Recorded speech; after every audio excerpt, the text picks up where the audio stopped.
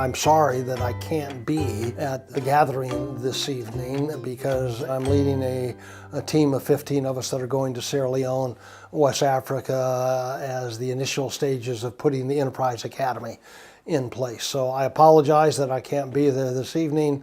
But if anybody wants to visit about the Enterprise Academy at any point in time, give me a holler because I'd love to talk about it.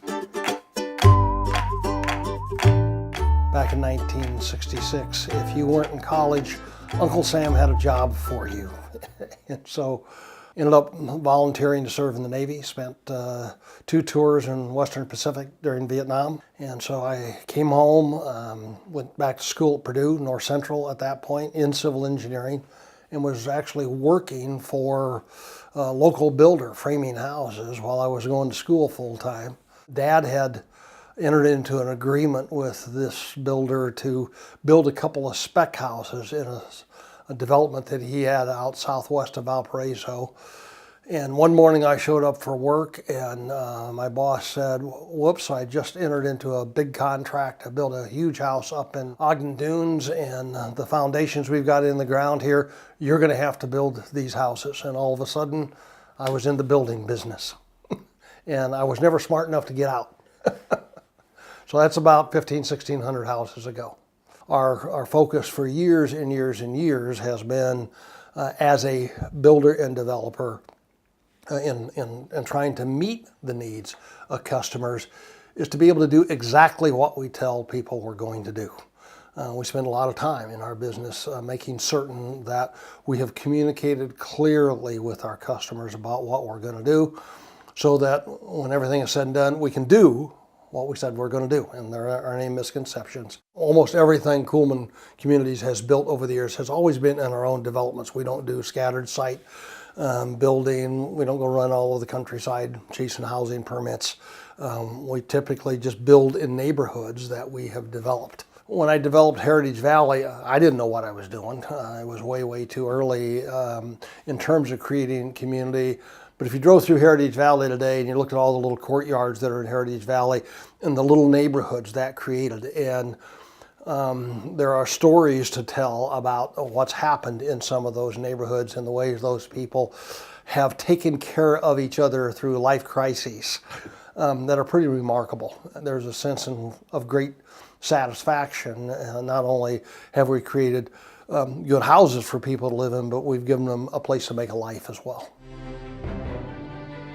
Dad once told me that his employment philosophy was you hire good people, you pay them good money, you expect them to make mistakes, and you have their back.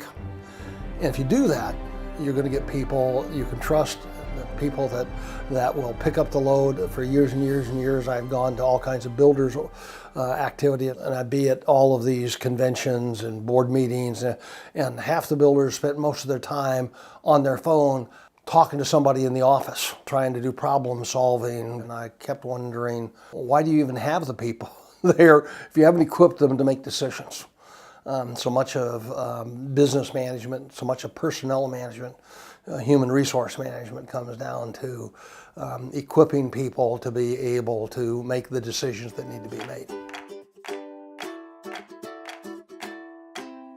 15 years ago, I was part of a mission team that went to Sierra Leone, West Africa, in the city of Freetown, to work at a hospital there in Freetown.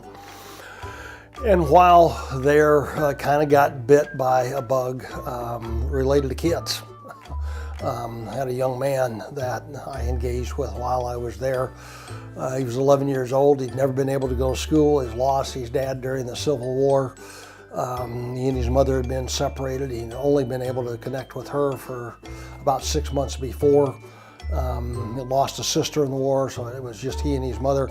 But he was a really great kid. He showed up at the hospital early one morning with an uncle.